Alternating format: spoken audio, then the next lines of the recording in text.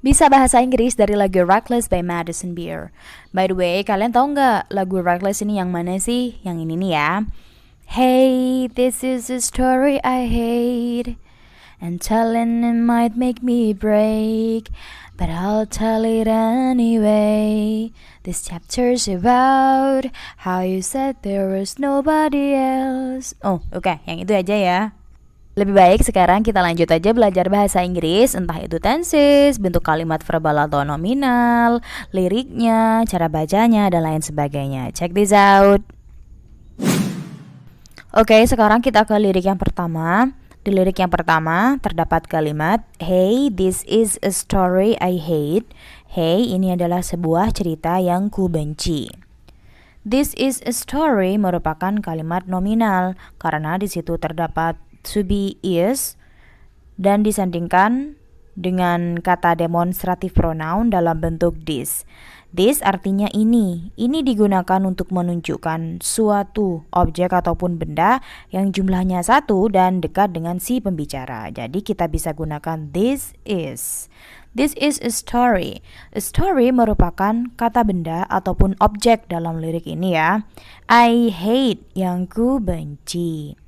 Next, and telling it might make me break.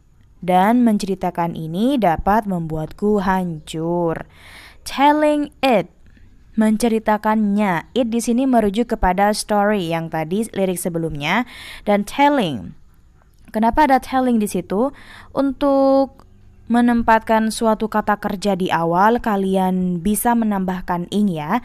Jadi tell berubah menjadi telling it. Okay, telling it might make me break.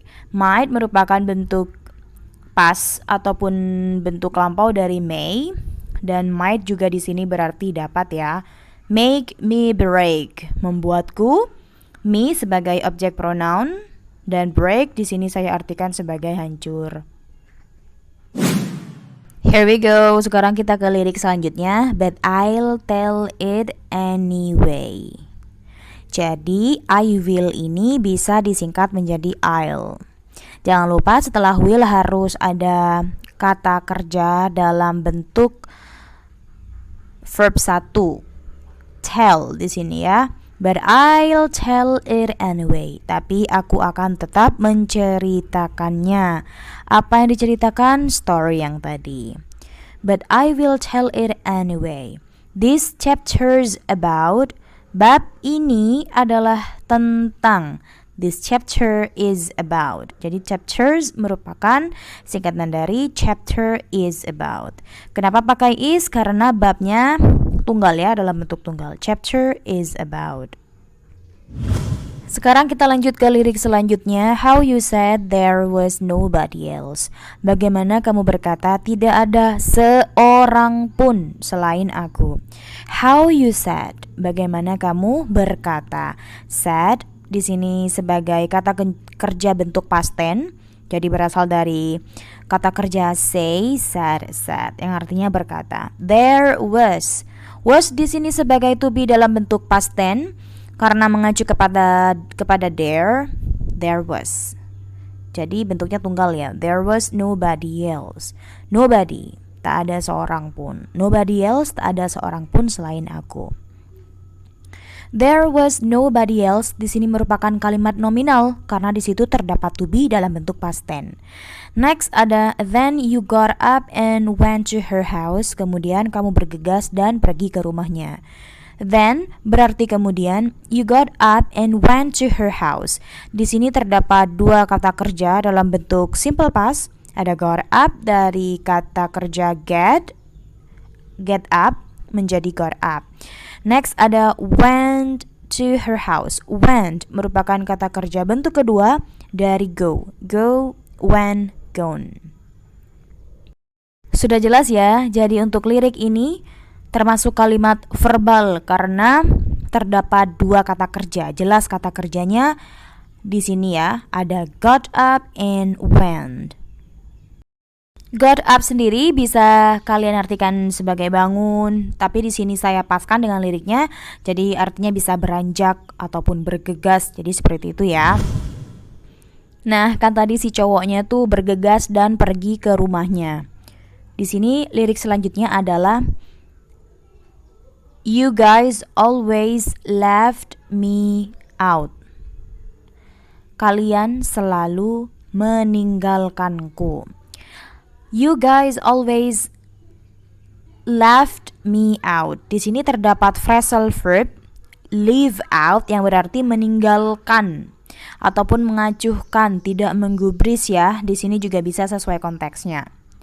Di sini juga termasuk kalimat verbal dan jangan lupa di sini ada kata always yang berarti selalu.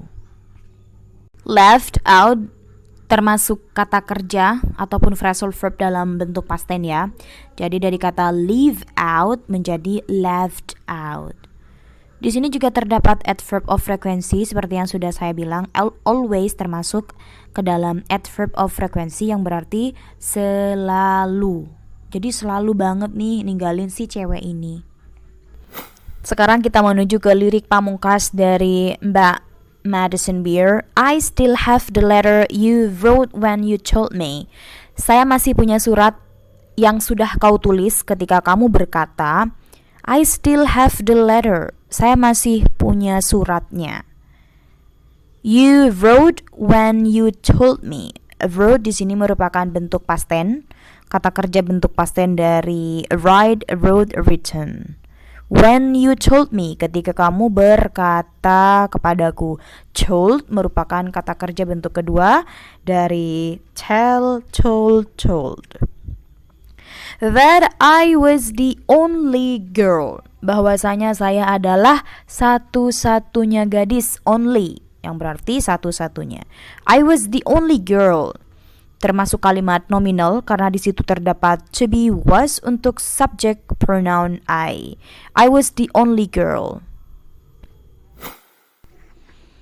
Oke, sekarang kita lanjut ke lirik selanjutnya. Di sini terdapat kata you'd. Berasal dari kata you would. You'd ever want in your life. Kamu inginkan dalam hidupmu. Tapi kalian harus hati-hati ya teman-teman ya kalau mau belajar lirik bahasa Inggris gitu ya. Jadi jangan dijadikan patokan gitu. Jadi harus benar nih lirik dalam bahasa Inggrisnya. Karena tidak semua lagu yang tertulis itu benar secara grammar. Kadang juga ada yang memang sengaja disesuaikan dengan nada ataupun melodinya. Di sini you'd seperti ini bisa berarti you would ataupun you had. Tapi di sini yang lebih cocok sih kayaknya you would ya. You would ever want in your life. Next kita ke lirik selanjutnya. I guess my friends were right. Kalau ini udah jelas banget. Saya rasa teman-temanku benar. I guess my friends were right. My friends were right termasuk kalimat nominal dalam bentuk past tense karena di situ terdapat to be were. Kenapa were? Karena merujuk ke teman-temannya. Jadi bukan I-nya tadi ya, tapi ke teman-temannya. My friends karena banyak, jadi to be-nya pakainya yang were. Right di sini termasuk adjective, benar artinya ya.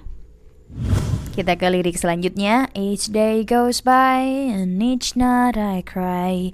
Hari-hari berlalu dan tiap malam saya menangis.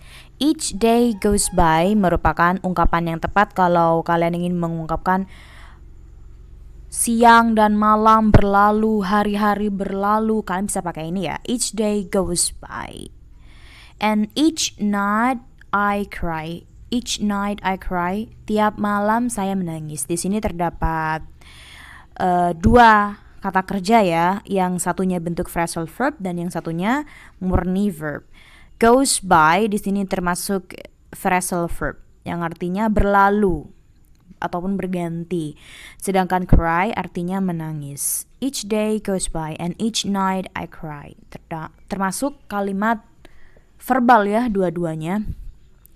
Sekarang kita ke lirik di bawahnya. Somebody saw you with her last night. Seseorang melihatmu dengannya.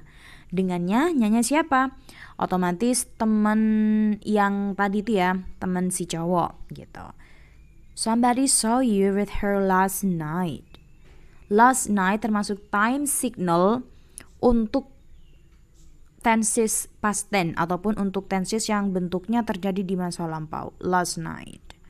Lampau di sini tidak harus selalu pada zaman dahulu, 2 tahun yang lalu, 1 bulan yang lalu, 5 menit yang lalu aja juga termasuk lampau ya. Jadi 5 minutes ago. Jadi tidak harus pada zaman dahulu kala 2000 tahun yang lalu. Gak harus selalu seperti itu ya untuk menggunakan tenses, past tense. Nah, di lirik selanjutnya ada kalimat verbal dalam bentuk simple past. You gave me your word. Artinya kau berikan kata-kata andalanmu. Di sini sudah jelas ya, terdapat kata kerja dalam bentuk simple past gave. Gave merupakan kata kerja bentuk kedua. Kata kerja bentuk pertamanya adalah give. Give, gave, given. Given merupakan kata kerja dalam bentuk past participle. Next ada don't worry about her. Jangan khawatirkan tentangnya. Di sini agak beda ya penulisan about. Kalau biasanya ada a-nya tapi di sini tidak. Kalian juga bisa pakai ini ya, about her, tentangnya. Nah, dari lirik ini kita bisa menyimpulkan bahwa ternyata si cowok selalu menenangkan si cewek untuk tidak berpikir terlalu jauh tentang hubungan pertemanannya dengan wanita lain. Ternyata beneran deh. Beneran di lirik selanjutnya. You might love her now. Kamu mungkin mencintainya sekarang. But you loved me first. Tapi kamu pernah cinta aku dulu gitu ya. You might love her now. Might di sini berarti mungkin. Jadi might menunjukkan sesuatu yang mungkin akan terjadi gitu ya. You might love her now, sudah jelas. But you loved me first. Tapi kamu mencintaiku dulu. Di sini sudah jelas terdapat kalimat verbal karena di situ terdapat kata kerja bentuk kedua dari love. Love, loved, loved. Dan love termasuk kata kerja regular. Jadi kalau ketemu dengan simple past tinggal menambahkan d ataupun ed. Nah, di lagu ini juga diceritakan bagaimana si cowoknya berjanji di awal-awal ya. Di awal-awal komitmen. Said you never hurt me. Katanya kau tak akan menyakitiku. Said you never hurt me. Said di sini merupakan bentuk kedua dari say, said, said dan termasuk juga ke dalam irregular verb. Jadi tinggal ditambahkan d ataupun ad, said. You never hurt me. Kamu tak akan pernah menyakitiku. But here we are. Tapi malah sebaliknya. Ini yang terjadi sekarang. Si cowok ini malah menyakiti si ceweknya. Nah, terus sama si cewek ini diingatkan lagi dong. Oh, you swore on every star. Kau sudah bersumpah di hadapan bintang-bintang. Swore merupakan bentuk kedua dari swear. Swore, sworn. Oh, you swore on every star. Di sini terdapat kalimat verbal ya, karena sudah jelas. Di situ menggunakan kata kerja bentuk kedua dari swear, swore, yang artinya bersumpah. How could you be so reckless with my heart? Jadi ikutan nyanyi deh. Bagaimana bisa kamu setega ini dengan hatiku? Reckless saya artikan tega di sini ya, walaupun artinya itu terdapat sembrono, terus ada juga yang sembarangan dan lain sebagainya. Tapi yang paling pasti menurut aku di sini adalah tega. How could you be so reckless with my heart? Ini sudah sopan banget ya, si cewek ini nanya, kenapa bisa sih kok setega ini gitu. Oke, next kita ke lirik selanjutnya. You check in and out of my heart like a hotel. Di sini si penyanyi ini, si penulis liriknya juga membandingkan antara hatinya dengan hotel. Kok sama sih gitu? Main keluar masuk seenaknya aja. Kau keluar masuk hatiku seenaknya seperti hotel. Like. Oke, di sini pembandingnya yang berarti seperti, bukan suka ya. Check in and check out. Di sini sudah jelas. Kalimat ini termasuk kalimat verbal karena ada dua kata kerja secara bersamaan ya. Check in and out. Di sini juga ada kata sambung and. Next, and she must be perfect. Oh well, dan dia pastinya sempurna gitu ya. She must be, dia pasti. Kenapa ada be di situ? Karena setelahnya akan ada adjective perfect, sempurna.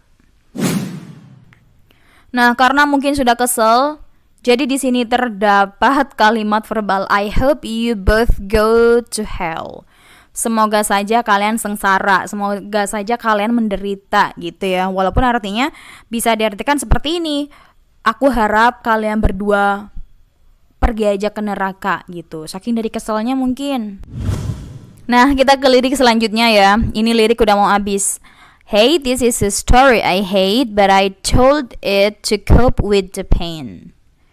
Hey, ini adalah sebuah cerita yang kubenci karena tadi sudah dibahas, sekarang mau bahas yang di baris kedua. But I told it to cope with the pain. Tapi kuceritakan untuk mengatasi rasa sakitku. I told it to cope with.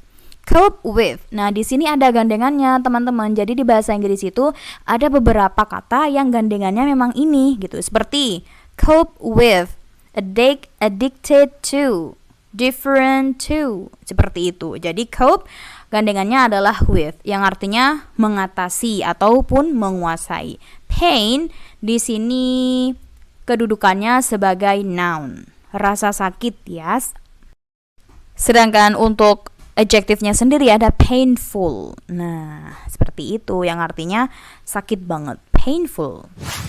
Dan tibalah kita ke lirik yang terakhir. I'm sorry if you can relate. Maafkan jika kalian juga pernah merasakannya. I'm sorry merupakan ekspresi untuk mengungkapkan permintaan maaf. If, jika ataupun apabila, you can relate, kamu pernah merasakannya juga. That's all for today. Thank you so much yang udah nonton ini. Bisa bahasa Inggris dengan lagunya Mbak Madison Beer yang berjudul Reckless. Buat kalian, ayo dong selalu support my YouTube channel dengan subscribe YouTube saya. Karena subscribe-nya masih dikit banget. Thank you banget ya.